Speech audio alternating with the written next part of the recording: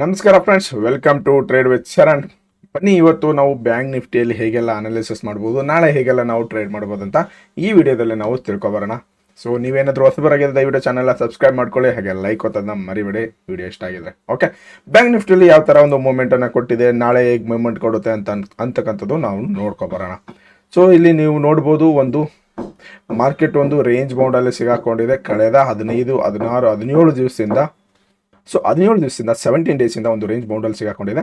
51,100 ಮೇಲೆ ಒಂದು ರೆಸಿಸ್ಟೆನ್ಸನ್ನು ಫೇಸ್ ಮಾಡಿ ಮಾರ್ಕೆಟ್ ಮೇಲೆ ಹೋಗಿ 51,300 ಮೇಲೆ ನಮಗೆ ಸಸ್ಟೈನ್ ಆಗದೇ ಒಂದು ರಿಜೆಕ್ಷನ್ ತೊಗೊಂಡು ಒಂದು ಇಂಡಿಸಿಷನ್ ಕ್ಯಾಂಡಲನ್ನು ಕ್ರಿಯೇಟ್ ಆಗ್ತಾ ಇದೆ. ಇಂಡಿಸಿಷನ್ ಕ್ಯಾಂಡಲ್ ಅಂದರೆ ಮಾರ್ಕೆಟ್ ಮೇಲೇನೂ ಹೋಗಿಲ್ಲ, ಕೆಳಗಡೆನೂ ಬಂದಿಲ್ಲ ಅಂತ. ಓಕೆ, ಇಲ್ಲಿ ನಮಗೂ ನಿನ್ನೆ ಒಂದು ಅನಾಲಿಸಿಸ್ ಮಾಡಿದ್ವಿ ನಾವು, ಮೇಲ್ಗಡೆ ಒಂದು ಪಿನ್ ಬಾರನ್ನು ಕ್ರಿಯೇಟ್ ಆಗ್ತದೆ, ಇದ್ರ ಮೇಲೆ ಒಂದು ರೆಸಿಸ್ಟೆನ್ಸ್ ತೊಗೊಂಡಿದೆ ಅಂತ.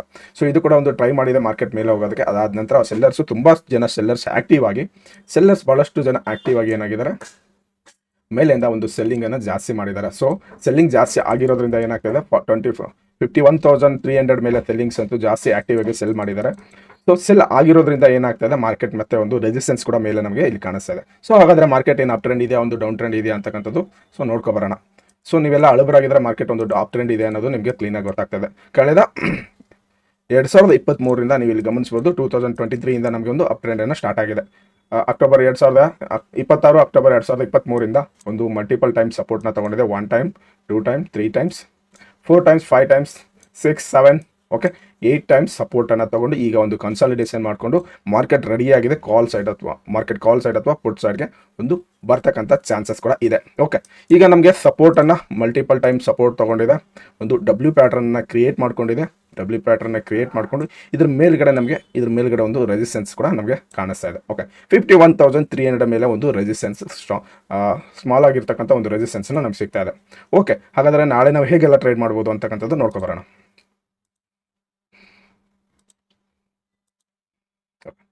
15 ಮಿನಿಟ್ ಟೈಮ್ ಫ್ರೇಮಲ್ಲಿ ಹೇಗೆ ನಾವು ಟ್ರೇಡ್ ಮಾಡ್ಬೋದು ಅನ್ನೋದನ್ನ ಕ್ಲೀನ್ ಮಾಡ್ಕೊಳ್ಳೋಣ. ನಿನ್ನೆ ಏನಾಯಿತು, ನಿನ್ನೆ ಎಲ್ಲಿ ಇತ್ತು ಮಾರ್ಕೆಟು, ಇವತ್ತು ಎಲ್ಲಿವರೆಗೂ ಓಪನ್ ಆಯಿತು, ಯಾವ ರೀತಿ ಓಪನ್ ಆಯಿತು, ಹೇಗೆಲ್ಲ ನಾವು ಟ್ರೇಡ್ ಮಾಡ್ಬೋದಾಗಿತ್ತು ಅಂತ ತಿಳ್ಕೊಬರೋಣ. ಓಕೆ ಸ್ನೇಹಿತರೆ, ನೀವು ಇಲ್ಲಿ ಗಮನಿಸ್ಬೋದು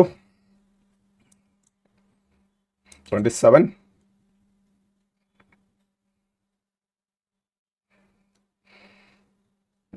ಇವತ್ತು ಓಪನ್ ಆಗಿದ್ದು ನಮಗೆ ಅರೌಂಡ್, ನಾನೇನು ನಿನ್ನೆ ಒಂದು ಟ್ರೆಂಡ್ ಲೈನನ್ನು ಹಾಕಿದ್ದೆ, ಅರೌಂಡ್ ನಮಗೆ ಇವತ್ತು ಓಪನ್ ಆಗಿರೋದು ನಮಗೆ ಅರೌಂಡ್ 51,200 ಒಂದು 250 ಮೇಲೆ ಒಂದು ರೆಸಿಸ್ಟೆನ್ಸ್ನ ತಗೊಳ್ತಾ ಇತ್ತು. ಇದು ಒಂದು ನಮಗೆ ಟ್ರೆಂಡ್ ಲೈನ್ ಕಾಣಿಸ್ತಿದೆ.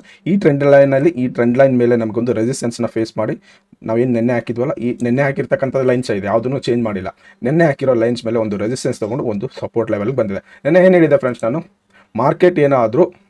ಒಂದು ವೇಳೆ ಮಾರ್ಕೆಟ್ ಏನಾದರೂ 51,000 ಓಕೆ 51,250, 300 ಮೇಲೆ ಒಂದು ರೆಸಿಸ್ಟೆನ್ಸ್ ಇದೆ, ಅಲ್ಲಿ ಹೋಗ್ಬಿಟ್ಟು ಈ ಥರ ಒಂದು ಕ್ಯಾಂಡಲ್ನ ಕ್ರಿಯೇಟ್ ಮಾಡಿ ಒಂದು ಏನಾದರೂ ರೆಸಿಸ್ಟೆನ್ಸ್ನ ಫೇಸ್ ಮಾಡಿ ಕೆಳಗಡೆ ಬರೋಕ್ಕೆ ಸ್ಟಾರ್ಟ್ ಆದರೆ ನಾವು ಪಿ ಸೈಡ್ಗೆ ಟ್ರೇಡ್ ಮಾಡ್ಬೋದು ಅಂತ ನಿನ್ನೆ ನಾನು ನಿಮಗೆ ಕ್ಲಿಯರ್ ಕಟ್ ಆಗಿ ಹೇಳಿದ್ದೆ. ಮತ್ತು ಆದರೆ ಸ್ಮಾಲ್ ರೇಂಜ್ ಇದೆ, ತುಂಬ ಸಣ್ಣ ರೇಂಜ್ ಇದೆ, ಅದನ್ನು ನಾವು ಗಮನದಲ್ಲಿ ಇಟ್ಕೋಬೇಕು ಬ್ಯಾಂಕ್ ನಿಫ್ಟಿಯಲ್ಲಿ ಅಂತ ನಾನು ನಿನ್ನೆ ನಿಮಗೆ ಒಂದು ಕ್ಲೂ ಕೊಟ್ಟಿದ್ದೆ. ಓಕೆ, ಸೇಮ್ ಇವತ್ತು ಕೂಡ ಅದೇ ರೀತಿಯಲ್ಲಿ ನಮಗೆ ಕ್ರಿಯೇಟ್ ಆಗಿದೆ. ಓಕೆ, ಈಗ ನೋಡಿ ಇಲ್ಲಿ ನಿಮಗೆ ಬ್ಯಾಂಕ್ ನಿಫ್ಟಿಯಲ್ಲಿ 100 ಪಾಯಿಂಟ್ 105 ಪಾಯಿಂಟ್ ಅಂದರೆ ರೇಂಜು ನಮಗೆ ಭಾಳಷ್ಟು ಚಿಕ್ಕದಾಗಿ ಹೋಗುತ್ತೆ. ಬಟ್ ಆದರೆ ನಾವು ಇಂದ ಮನೇಲಿ ITM ಏನಾದರೂ ಟ್ರೇಡ್ ನಾವೇನಾದರೂ ಟ್ರೇಡ್ ಮಾಡಿದರೆ ಓಕೆ 100 ಪಾಯಿಂಟ್ ಅಂತೂ ಈಸಿಯಾಗಿ ಹಿಡಿಬೋದಾಗಿತ್ತು. ಬಟ್ ನಾನಂತೂ ಬ್ಯಾಂಕ್ ನಿಫ್ಟಿಯಲ್ಲಿ ಟ್ರೇಡ್ ಮಾಡಲಿಲ್ಲ, ಯಾಕಂತಂದರೆ ರೇಂಜ್ ಬೌಂಡು ತುಂಬ ಚಿಕ್ಕದಾಗಿದೆ ಅಂತ ನಾನು ಟ್ರೇಡ್ ಮಾಡೋಕ್ಕೆ ಹೋಗಲಿಲ್ಲ. ಓಕೆ, ಈಗ ಇಲ್ಲಿ ಮಾರ್ಕೆಟ್ ಒಂದು ರೆಸಿಸ್ಟೆನ್ಸ್ನ ಫೇಸ್ ಮಾಡಿ ಕೆಳಗಡೆ ಬಂದು ಈ ಒಂದು ಜಾಗದಲ್ಲಿ ಒಂದು ಸಪೋರ್ಟ್ನ ತೊಗೊಂಡಿದೆ. 51,000 ಒಂದು ಸಪೋರ್ಟ್ ತೊಗೊಂಡು ರಿಜೆಕ್ಷನ್ ತೊಗೊಂಡು ಇಮಿಡಿಯೇಟಾಗಿ ಮಾರ್ಕೆಟ್ ಕಾಲ್ ಸೈಡ್ಗೆ ರನ್ ಆಗಿದೆ. ನಾನು ಬ್ಯಾಂಕ್ ನಿಫ್ಟಿಯಲ್ಲಿ ಟ್ರೇಡ್ ಮಾಡಲಿಲ್ಲ, ಫಿನ್ ನಿಫ್ಟಿಯಲ್ಲಿ ಟ್ರೇಡ್ ಮಾಡಿದೆ. ಇಲ್ಲಿ ಫಿನ್ ನಿಫ್ಟಿಯಲ್ಲಿ ಸ್ವಲ್ಪ ನನಗೆ ಕಂಫರ್ಟೇಬಲ್ ಆಗಿತ್ತು. ಸೊ ಓಕೆ, ಹಾಗಾದರೆ ಈಗ ನಮಗೆ ರೆಸಿಸ್ಟೆನ್ಸ್ ತೊಗೊಂಡಿದೆ 51,355 51,355. ನಿನ್ನೆ ಕೂಡ ಅದನ್ನೇ ಹೇಳ್ತಾ ಇದೆ, 51,300 ಮೇಲೆ ಮಾರ್ಕೆಟ್ ಹೋಗ್ತಕ್ಕಂಥ ಚಾನ್ಸಸ್ ಭಾಳಷ್ಟು ಕಡಿಮೆ ಇದೆ. ನಿನ್ನೆ ಹಾಕಿರೋದು ನೋಡಿ, ನಿನ್ನೆ ಬರ್ದಿರೋದು ಹಾಗೆ ಇದೆ ನಮ್ಮದು. ಓಕೆ, 51,300, 350 ಮೇಲೆ ಒಂದು ರೆಸಿಸ್ಟೆನ್ಸ್ ಇದೆ. ಆ ರೆಸಿಸ್ಟೆನ್ಸ್ನ ಬ್ರೇಕ್ ಆಗಿ ನಾಳೆ ಕೂಡ ನಮಗೆ 51,300 ಮೇಲೆ 350 ಆಗ್ತಾ ಇದೆ. ಇವಾಗ 350 ಮೇಲೆ ರೆಸಿಸ್ಟೆನ್ಸ್ನ ಬ್ರೇಕ್ ಮಾಡಿ ಕ್ಯಾಂಡಲ್ ಕ್ಲೋಸ್ ಆಗಬೇಕು. ನೀವು ಇಲ್ಲಿ ಗಮನಿಸಬೇಕು, 51,350 ಮೇಲೆ ಹೋಗಿದೆಲ್ಲ ಸರ್ ಅಂತ ನೀವು ಇಲ್ಲಿ ಹೇಳ್ಬೋದು. ನೀವು 51,350 ಮೇಲೆ ಹೋದರೂ ಕೂಡ ನಮಗೆ ಆ ಕ್ಯಾಂಡಲ್ ನಮಗೆ ಸಸ್ಟೈನ್ ಆಗಿಲ್ಲ. ಆ ಕ್ಯಾಂಡಲ್ ನಮಗೆ ಸಸ್ಟೈನ್ ಆಗಬೇಕಾಗತ್ತೆ. ಯಾವ ಥರಪ್ಪ ಅಂತಂದ್ರೆ ಮಾರ್ಕೆಟ್ 300 ಮೇಲೆ ಹೋಯಿತು, ಹೋದ್ಮೇಲೆ ಈ ರೀತಿಯ ಒಂದು ಕ್ಯಾಂಡಲನ್ನು ಕ್ರಿಯೇಟ್ ಆಯಿತು, ಯಾವುದೊಂದು ರೆಡ್ ಕ್ಯಾಂಡಲು. ಓಕೆ, 51,000 300 ನಾಳೆ 51,350 ಮೇಲೆ ಮಾರ್ಕೆಟ್ ಸಸ್ಟೈನ್ ಆಗಬೇಕು. ಅದ್ರ ಮೇಲ್ಗಡೆ ಇನ್ನೊಂದು ಕ್ಯಾಂಡಲನ್ನು ಕ್ಲೋಸ್ ಆಗಬೇಕಾಗುತ್ತೆ. ಅದ್ರ ಮೇಲ್ಗಡೆ ಇನ್ನೊಂದು ಕ್ಯಾಂಡಲನ್ನು ಕ್ಲೋಸ್ ಆದ ಮೇಲೆ ನಾವೇನು ಮಾಡ್ಬೋದು, 51,350 ಮೇಲೆ ಅಥವಾ 400 ಆದರೂ ಕೂಡ ನಮಗೆ ಕ್ಲೀನಾಗಿ ಒಂದು ಇದು ಸಿಗುತ್ತೆ, ನಮಗೊಂದು ಸಪೋರ್ಟ್ ಸಿಗ್ತಕ್ಕಂಥ ಚಾನ್ಸಸ್ ಇರುತ್ತೆ. ಆಗ ನಾವೇನು ಮಾಡ್ಬೋದು, 51,800ವರೆಗೂ 51,800ವರೆಗೂ ನಾವು ಒಂದು ಟ್ರೇಡನ್ನು ಮಾಡ್ಬೋದು ನಾಳೆ. ಓಕೆ, ಸೊ ಈ ರೀತಿ ಬಂದಾಗ ಮತ್ತೆ ನಾವು 51,800ವರೆಗೂ ನಾವು ಟ್ರೇಡ್ ಮಾಡ್ಬೋದಾಗಿರುತ್ತೆ. ಫಸ್ಟ್ ನಾವು ನಮ್ಮ ಒಂದು ಟಾರ್ಗೆಟ್ ರಿಸ್ಕ್ ರಿವಾರ್ಡನ್ನು ಕಾಪಾಡಿಕೊಂಡು, ನಮ್ಮ ಟಾರ್ಗೆಟ್ ಎಷ್ಟು ಇರುತ್ತೆ, ನಾವು ಯಾವುದೋ ಒಂದು ಪ್ರೈಸನ್ನು ಬೈ ಮಾಡಿರ್ತೀವಿ ಅಂದರೆ ರಿಸ್ಕ್ ಮ್ಯಾನೇಜ್ಮೆಂಟ್ ಮಾಡಿಕೊಂಡು ನಾವು ಟ್ರೇಡ್ ಮಾಡಬೇಕಾಗುತ್ತೆ. 51,000 ನಾಳೆ ಇರೋದು ನಮಗೆ ರೆಸಿಸ್ಟೆನ್ಸ್ ಇರೋದು 51,900 ರೆಸಿಸ್ಟೆನ್ಸ್ ಇದೆ. 51,800 ನಾವು ಕ್ಲೋಸ್ ಮಾಡಿಕೊಂಡು ಕೂಡ ನಾವು ಒಂದು ಒಳ್ಳೆ ಟ್ರೇಡನ್ನು ಮಾಡ್ಬೋದು. ಒಂದು ವೇಳೆ ನಾಳೆ ಏನಾದರೂ ಮಾರ್ಕೆಟ್ ಇದೇ ಒಂದು ರೇಂಜ್ ಬೌಂಡಲ್ಲೇ ಓಪನ್ ಆದರೆ ಕೂಡ ನೀವು ಇದ್ರ ಒಳಗಡೆ ಓಪನ್ ಆದರೆ ಎಲ್ಲೂ ಟ್ರೇಡ್ ಮಾಡೋಕ್ಕೆ ಹೋಗಬೇಡಿ. ಸೊ ನನ್ನ ಒಂದು ಅನುಭವದ ಪ್ರಕಾರ ಹೇಳ್ತಾ ಇದ್ದೀನಿ, ಇದ್ರ ಒಳಗಡೆ ಓಪನ್ ಆದರೆ ಯಾಕೆ ಟ್ರೇಡ್ ಮಾಡಬೇಡಿ ಅಂತಂದರೆ ಇಂಡಿಯಾ ವಿಕ್ಸ್ ಕೂಡ ತುಂಬ ಕಡಿಮೆ ಇದೆ, ಮತ್ತು ನಾಳೆ ನಮಗೆ ಎಕ್ಸ್ಪೈರಿ ಇರೋದ್ರಿಂದ, ಬ್ಯಾಂಕ್ ನಿಫ್ಟಿ ಎಕ್ಸ್ಪೈರಿ ಇರೋದ್ರಿಂದ, ಸೊ ಇದ್ರ ಒಳಗಡೆ ಹೋದರೆ ಎಲ್ಲ ಇರ್ತಕ್ಕಂಥ ಪ್ರೀಮಿಯಮ್, ATM ಪ್ರೀಮಿಯಮ್ ಏನಿರುತ್ತಲ್ಲ, ಆ ಪ್ರೀಮಿಯಮ್ಸ್ ಏನಿದೆ, ATM ಪ್ರೀಮಿಯಮ್ಸ್ ಏನಿದೆ, ಎಲ್ಲ ಪ್ರೀಮಿಯಮ್ಸ್ ಕೂಡ ತಿಂದಾಕುತ್ತೆ. ಓಕೆ, ಎಲ್ಲ ಪ್ರೀಮಿಯಮನ್ನು ನಿಮಗೆ ಆಪ್ಷನ್ ಬೈಯರ್ಸ್ಗೆ ಎಲ್ಲ ಪ್ರೀಮಿಯಮ್ನು ಮೆಲ್ಟ್ ಆಗುತ್ತೆ. ಓಕೆ, ಅದಕ್ಕೆ ಹಾಗಾದರೆ ಏನು ಮಾಡೋದು, ನಾಳೆ ಟ್ರೇಡ್ ಮಾಡೋಕ್ಕೆ ಆಗಲ್ವಾ ಅಂತಂದರೆ 51,800 ಕೆಳಗಡೆ ಒಂದು ರೆಸಿಸ್ಟೆನ್ಸ್ ಸಪೋರ್ಟನ್ನು ಬ್ರೇಕ್ ಮಾಡಿಕೊಂಡು, ನಾಳೆ 51,800 ಸಪೋರ್ಟನ್ನು ಬ್ರೇಕ್ ಮಾಡ್ಕೊಂಡು ಬಂದರೆ ಒಂದು ಟ್ರೇಡನ್ನು ಕೆಳಗಡೆ ಒಂದು ಇನ್ನೊಂದು 200-300 ಪಾಯಿಂಟು 51,800. ನೆಕ್ಸ್ಟ್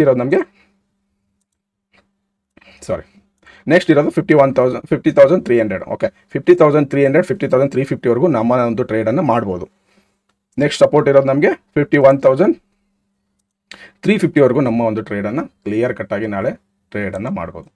ಓಕೆ, ಒಂದು ವೇಳೆ ಈ ಜಾಗದಿಂದ ಒಂದು ಸಪೋರ್ಟ್ನ ಬ್ರೇಕ್ ಮಾಡಿ ಬರೋಕ್ಕೆ ಶುರು ಮಾಡಿದ್ರೆ 51,350ವರೆಗೂ ನಾವು ಟ್ರೇಡ್ ಮಾಡ್ಬೋದು. ಇದ್ರ ಒಳಗಡೆ ಮಾರ್ಕೆಟ್ ಏನಾದರೂ ಇದ್ರ ಒಳಗಡೆನೇ ಮಾರ್ಕೆಟ್ ಉಳ್ಕೊಳ್ತು,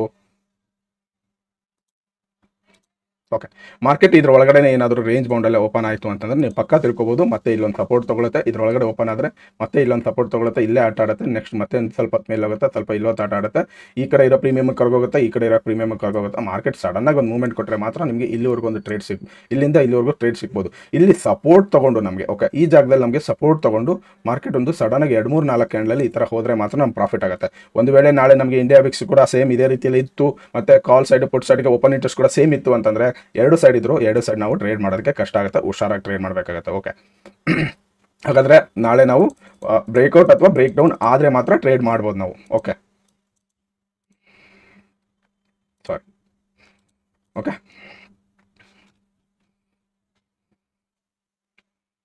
ಸೊ ನೆಕ್ಸ್ಟ್ ಸಪೋರ್ಟ್ ಇರೋದು ಈ ಒಂದು ಟ್ರೆಂಡ್ ಲೈನಲ್ಲಿ. ಈ ಟ್ರೆಂಡ್ ಲೈನನ್ನು ಗುರುತಿಟ್ಕೊಳ್ಳಿ, ಈ ಟ್ರೆಂಡ್ ಲೈನಲ್ಲಿ ನಿಮ್ಗೆ ಒಂದು ನಂಬರ್ಸ್ನ ಬರೀಬೋದು. ಓಕೆ, ನೆಕ್ಸ್ಟ್ ಸಪೋರ್ಟ್ ಇರೋದು ನಮಗೆ 50,700 ನೆಕ್ಸ್ಟ್ ಒಂದು ಸಪೋರ್ಟನ್ನು ಕಾಣಿಸ್ತಾ ಇದೆ ನಮಗೆ. ಓಕೆ, ನೆಕ್ಸ್ಟ್ ಸಪೋರ್ಟ್ ಇರೋದು ನಮಗೆ 50,000 ನೋಡಿ. ನೆಕ್ಸ್ಟ್ ಸಪೋರ್ಟ್ ಇರೋದು ನಮಗೆ 50,000 ಒಂದು ಸೈಕಲಾಜಿಕಲಿ ನಂಬರ್ ಇದೆ. 49,800 ಅಂತ ಅನ್ಕೋಬೇಡಿ. 49,800 ಇದ್ರೂ ಕೂಡ 50,000 ಒಂದು ಸೈಕಲಾಜಿಕಲಿ ನಂಬರ್. ಸೆಲ್ಲರ್ಸ್ ಕೂಡ ಆಕ್ಟಿವ್ ಆಗಿರ್ತಾರೆ. 50,000 ಕೂಡ ಸೆಲ್ ಮಾಡಿರ್ತಾರೆ. ಸೊ ಆ ಒಂದು ನಂಬರ್ಸಲ್ಲಿ ಏನಾಗುತ್ತೆ, ಅವರು ಸಾಕಷ್ಟು ಜನ ಸೆಲ್ಲಿಂಗಲ್ಲಿ ಜಾಸ್ತಿ ಆಗಿರೋ ಚಾನ್ಸಸ್ ಇರುತ್ತೆ. ಚಾನ್ಸಸ್ ಭಾಳಷ್ಟು ಕಡಿಮೆ ಇರುತ್ತೆ 50,000 ಇಂದ ಕೆಳಗಡೆ ಬರ್ತಕ್ಕಂಥದ್ದು. ಸೊ ನೆಕ್ಸ್ಟ್ ಸಪೋರ್ಟ್ ನಮಗೆ ಪ್ರೈಸ್ ಆಕ್ಷನ್ ಪ್ರಕಾರ ನೋಡೋದಾದ್ರೆ 50,800ವರೆಗೂ ನಮ್ಮ ಒಂದು 50,750 50,800ವರೆಗೂ ನಮಗೆ ಒಂದು ಸಪೋರ್ಟ್ ಇದೆ. ಓಕೆ, ಈ ಸಪೋರ್ಟನ್ನು ಬ್ರೇಕ್ ಆದರೆ 50,800 ಸಪೋರ್ಟ್ ಏನಾದರೂ ಬ್ರೇಕ್ ಆದರೆ ನಮಗೆ ನೆಕ್ಸ್ಟ್ ಸಿಗ್ತಕ್ಕಂಥದ್ದು 50,300. ಓಕೆ, ನಮಗೆ ರೆಸಿಸ್ಟೆನ್ಸ್ ಇರೋದು 51,300, 51,350, 51,400 ಮೇಲೆ ಸಸ್ಟೈನ್ ಆದರೆ ಮಾತ್ರ ಕಾಲ್ ಸೈಡ್ಗೆ 51,800ವರೆಗೂ ನಾವು ಟ್ರೇಡನ್ನು ಮಾಡ್ಬೋದು. Okay, simple. ಸೊ ವಿಡಿಯೋ ಇಷ್ಟ ಆಗಿದ್ರೆ ದಯವಿಟ್ಟು ಚಾನಲ್ನ ಸಬ್ಸ್ಕ್ರೈಬ್ ಮಾಡ್ಕೊಳ್ಳಿ, ಹಾಗೆ ಲೈಕ್ ಒತ್ತೋದನ್ನ ಮರಿಬೇಡಿ. ಸಿಗೋಣ ನೆಕ್ಸ್ಟ್ ವಿಡಿಯೋದಲ್ಲಿ. ಬಾಯ್.